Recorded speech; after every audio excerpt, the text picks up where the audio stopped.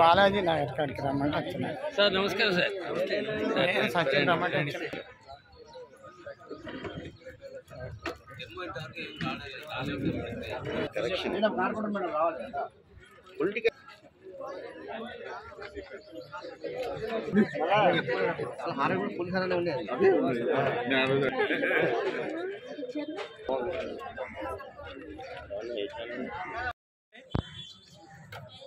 తెలంగాణ రాష్ట్రంలో కొత్త ప్రభుత్వం వచ్చేసి ఒక సంవత్సరం అయిపోతుంది.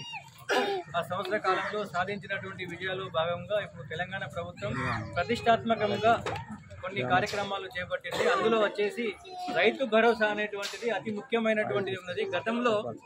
గతంలో భూమి పట్టాదారు పాస్ పుస్తకంలో ఉన్న రైతులందరికీ కూడా రైతు బంధు అనేటువంటిది ఇచ్చేవారు. దానివల్ల ఏమైందంటే ప్రభుత్వానికి కొన్ని కోట్ల రూపాయలటువంటి డబ్బులు అనేటువంటివి మనకి ఏమైంది నిరుపయోగంగా పోయినాయి. ఎందుకంటే నాన్ అగ్రికల్చర్ ల్యాండ్స్ వ్యవసాయేతర భూములకు కూడా మనము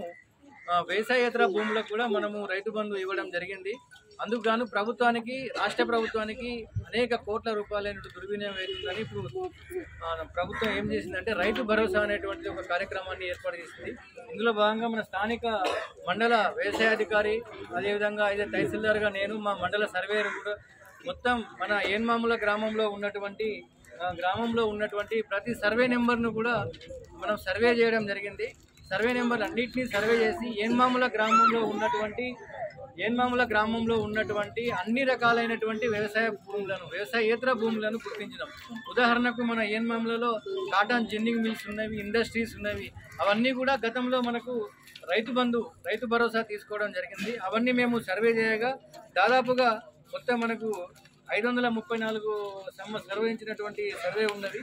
అందులో మనము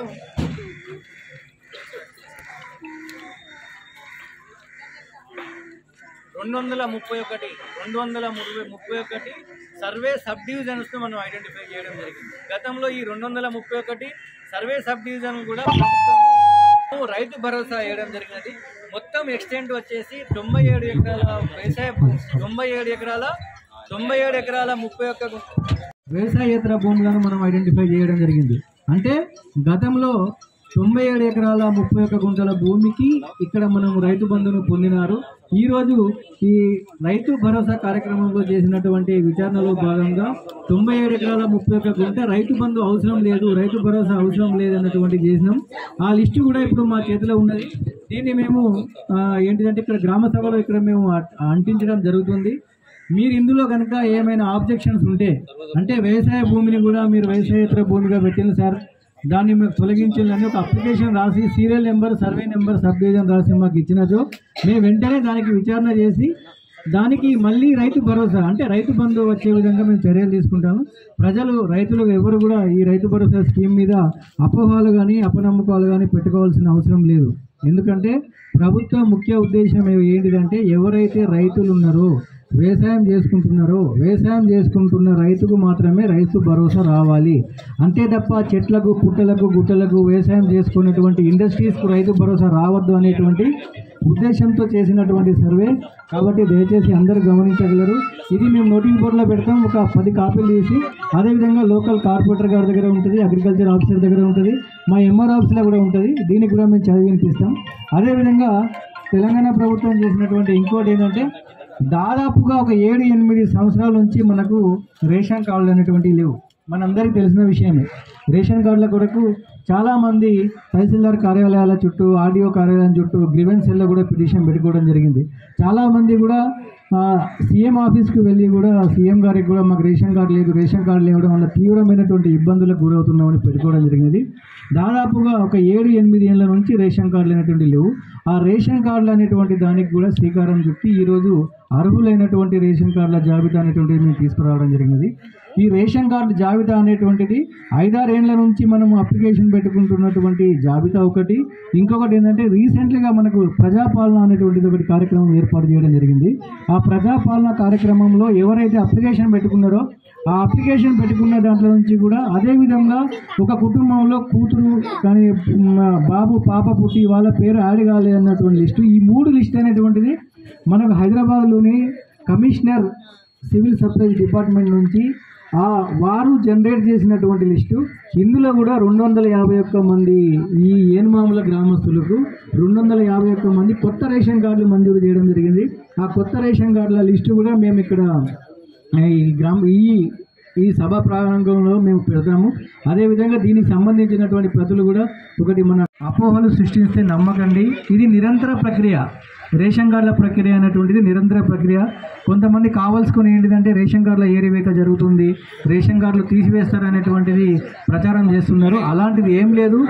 ఎవరు అర్హులు ఉన్న వారైనా కూడా, ఉదాహరణకు ఇక్కడ హాజరైన వాళ్ళకి ఎవరికైనా రేషన్ కార్డు లేకపోయినా కూడా ఈరోజు ఇదే గ్రామ సభలో రేషన్ కార్డు కొరకు మీరు దరఖాస్తు పెట్టుకోండి.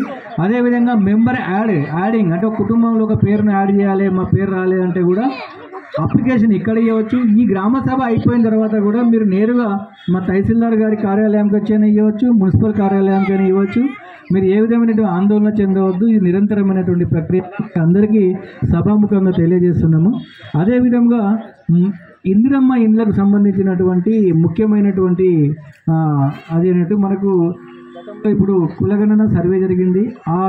ఆ కులగణన సర్వే ఆధారంగా మరియు ప్రజాపాలనలో ఎవరైతే దరఖాస్తు పెట్టుకున్నారో ఇందిరమ్మ ఇండ్ల దాని మీద ఒక 15-20 రోజులు మన మున్సిపల్ కార్యాలయం సిబ్బంది అందరూ కూడా మన రెవెన్యూ ఉద్యోగులు కూడా కష్టపడి సర్వే చేయడం జరిగింది. సర్వే చేసి అర్హులైనటువంటి ఇందిరమ్మ ఇండ్ల జాబితా అనేటువంటిది మనం ఒక లిస్ట్ అవుట్ చేసుకున్నాము. మన ఏనుమాముల గ్రామానికి వచ్చేసి ఇప్పుడు వెరిఫికేషన్లో ఉన్నాయి 3921 అప్లికేషన్లు ఇక్కడ ఇందిరమ్మ ఇండ్ల కొరకు వచ్చింది. మీ అందరికీ తెలిసిన విషయమే. ఇందిరమ్మ ఇండ్లు అనేటువంటిది ఎవరికి వస్తుంది అంటే నివాస స్థలము వారి పేరు మీద ఉండి ఇల్లు లేని వారికి మాత్రమే ఇందిరమ్మ ఇల్లు వస్తుంది. మీరు విచారణలో మీరు అందరికీ విచారణ చేసిండ్రు, లిస్ట్ అవుట్ చేసిండ్రు. అది త్వరలో లిస్టు మా దగ్గర విచారణలో ఉన్నది. అది కూడా మేము గ్రామాల వారీగా మేము గౌరవ కార్పొరేటర్ గారి దృష్టికి తీసుకొస్తాం, మున్సిపాలిటీలో పెడతాం, మా తహసీల్దార్ ఆఫీసులో కూడా పెడతాం. ఇది కూడా ఎవరు ఆందోళన చెందిన అవసరం లేదు చేయవచ్చు. అదేవిధంగా చాలామందికి ఒకవేళ ఈ నివాస స్థలం లేదు, మా పరిస్థితి ఏంటిది అని అనుకోవచ్చు. అలాంటి వారు కూడా ఏ విధమైనటువంటి అపోహలకు కానీ భయాలకు కానీ గురి కావద్దు. ఎందుకంటే మనకు డబుల్ బెడ్రూమ్ ఇల్లు కూడా మనకు మంజూరై ఉన్నాయి. ఇప్పుడు మన ఇది ఏనుమాముల గ్రామం అనేటువంటి వర్ధనపేటలో వస్తుంది. వర్ధనపేట నియోజకవర్గానికి సంబంధించిన వరంగల్ తూర్పు నియోజకవర్గానికి సంబంధించిన మన వరంగల్ మండలంలో వరంగల్లో 2000 ఇండ్లు మనకు దూపకుంటలో మంజూరైనాయి. అదేవిధంగా మనకు దేశాయపేటలో 200 ఇండ్లు ఉన్నాయి, పైడిపల్లిలో 70 ఇండ్లు ఉన్నాయి.